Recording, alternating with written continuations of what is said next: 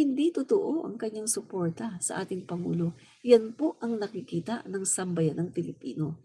Dahil kung tunay kang sumusuporta sa ating Pangulo, di ba dapat susuportahan mo din si Speaker Martin Romualdez? Bakit ka nag-o-oppose? Bakit ka naninira sa kanya? Di ba? Po yung mga kaibigan, no? Yan. Tingnan po natin itong isang article.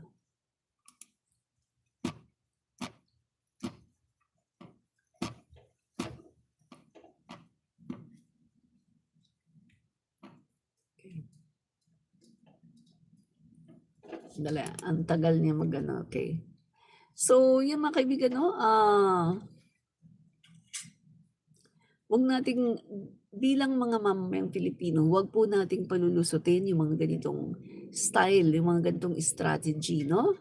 Hindi na ito bago sa taong bayan, no? Itong mga ganitong galawan. Silent operators na kunwari ay critical, no? Pero nakikisalo rin at sumasawsaw sa interest, no, ng mayorya, no? Kung talagang may paninindigan itong si Congressman Albi Benitez, sana ay pinangunahan na niya or pinangunahan na niya ang anak niya sa paglayo sa majority, di ba? Kung talagang meron itong paninindigan, bakit mukhang hindi yata niya sinasabihan ang kanyang anak, no? Na, uy, wag ito, dito na tayo, no? Mag-independent na lang tayo kasi ganito, kasi ganyan, no? Pero mukhang hindi naman ito nangyayari, no? So, kung titingnan natin, wala siyang paninindigan, kundi protection lang ng mga online gambling na business niya. Yan po ang sinasabi dito, mga kaibigan, no, sa article. So, gaano ba ito katotoo, no? So, gaano po kayo ito katotoo, mga kaibigan, na etong si Albi Benitez ay pinoproteksyonan lamang ang kanyang mga online gambling, no? At nasa ilalim ni Speaker Martin Romualdez, parang may laban na maban ang lahat ng online gambling. Kaya eto ba ang dahilan kaya siya umu-oppose dito kay Speaker? Dahil kay Speaker Martin Romualdez ay maaring totally maban ang mga online gambling na negosyo itong si Kong Albi. So nagtatanong lang tayo dito, mga kababayan, kung totoo ba ito, Totoo ba ito, no? Nagtatanong po tayo. Eto pa. Tingnan natin na.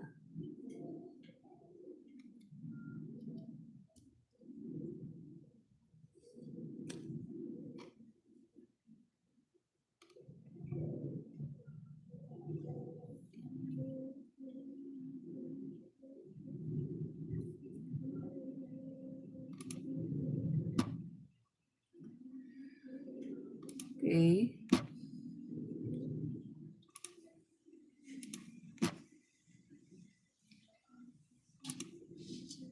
Yan.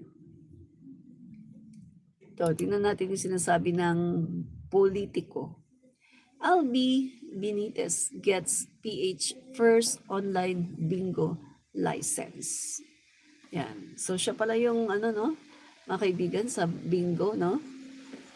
Unang lisensya ng online bingo ay nakuha pala ni Albi Benitez. Leisure and Resort World Corporation of Bilyonaryo Albi Benitez is hoping to reignite the fun of bingo playing through its new gaming brand, Bingo Plus. LRWC subsidiary AB Leisure Exponent Incorporation has obtained the first online traditional bingo OTB license from the state-run Philippine Amusement and Gaming Corporation, further expanding its offerings. This new gaming platform lets you play bingo anywhere, anytime you want, as it can be accessed online via streaming.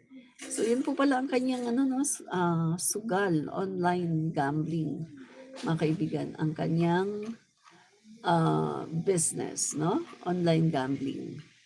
So, ito ba ang dahilan kung bakit tila kinakalaban niya si Speaker Martin at gusto niyang palitan?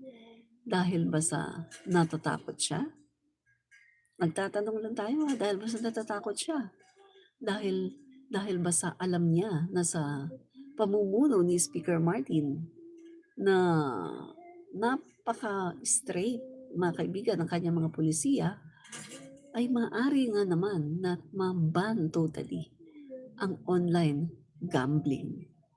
Paano na nga naman ang negosyo? Ano? Paano na ang negosyo kung ma-ban totally ang online gambling? Diba? So, yan po mga kaibigan sa panahon po ngayon, kailangan ng tapang at linaw. Hindi pwedeng doble kara. No? Kung leader ka, kailangan malinaw ang posisyon mo sa buhay mo. No? Si Speaker Martin Romualdez po, malinaw ang direksyon at consistent ang kanyang liderato. Kung ang iba ay pilit sumasakay lang sa agos habang kunwaring kontra, baka hindi pagiging independent yan. Baka pagiging oportunista lang. Di ba? Si Speaker pa rin, no? Si Speaker Martin Romualdez pa rin, mga kaibigan, ang nakakuha ng buong tiwala ng Pangulo at ng mga kongresista, no? Okay. Si Speaker pa rin, mga kaibigan, dahil may tiwala ang Pangulo sa kanya. Bukod pa riyan, tumaas ang rating ni Speaker na nakikinabang din kahit mga oposisyon sa Kongreso.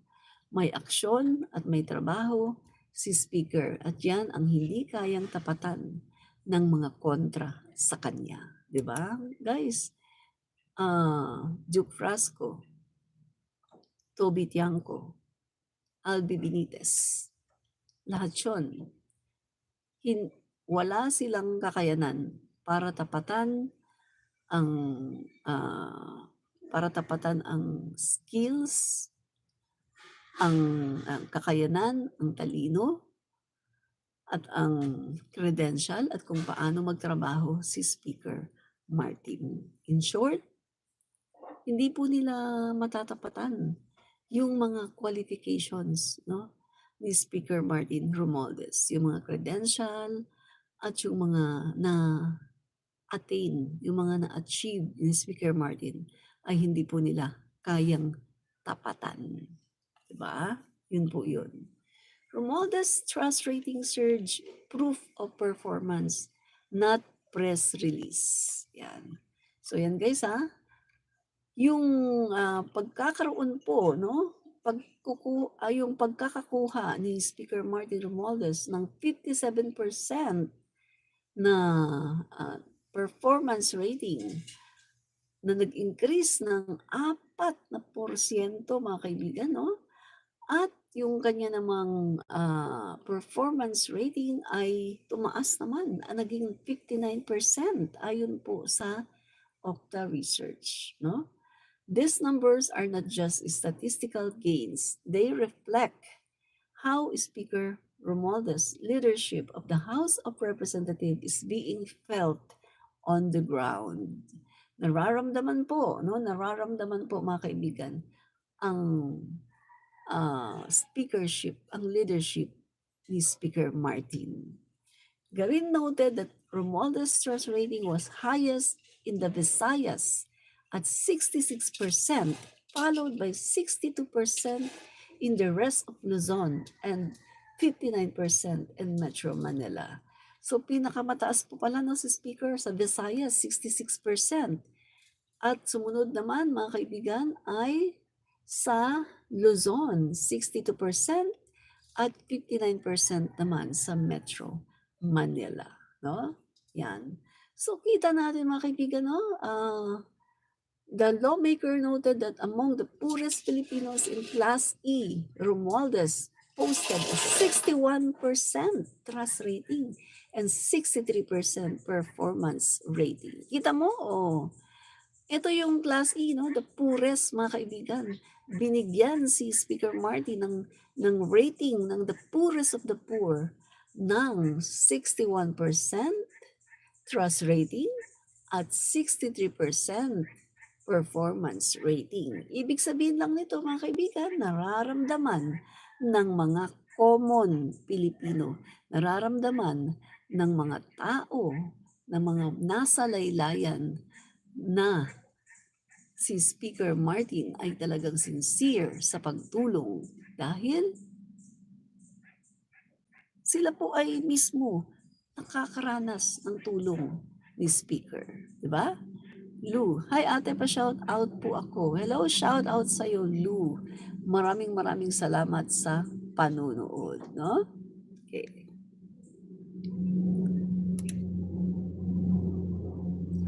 Kaya mga kaibigan, no, yung mga nagcha-challenge po dito kay Speaker Martin Romualdez para maging sila ay maging House Speaker, sila pong lahat ay hindi nagtagumpay, 'di ba? Hindi po sila nagtagumpay, mga kaibigan, no? So, Speaker Martin Romualdez reaffirms the commitment of the House of Representatives to champion the welfare of Filipino workers. In his message Thursday night during the 102nd birth anniversary celebration of Attorney Democrito T. Mendoza, founder of the Associated Labor Union Trade Union Congress of the Philippines, he described the late labor leader as a guiding light who stood for justice and compassion in the labor movement at a time when it was not easy to do so. Yan. Po mga kaibigan, no? Yan.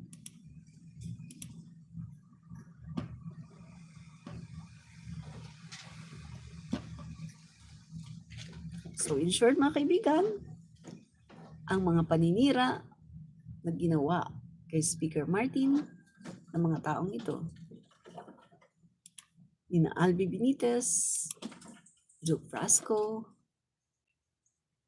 Toby Tionco, lahat ito ay hindi nagtagumpay. Lalong-lalo na yung 3 taon na paninira ng Vice Presidente kay Speaker ay hindi nagtagumpay.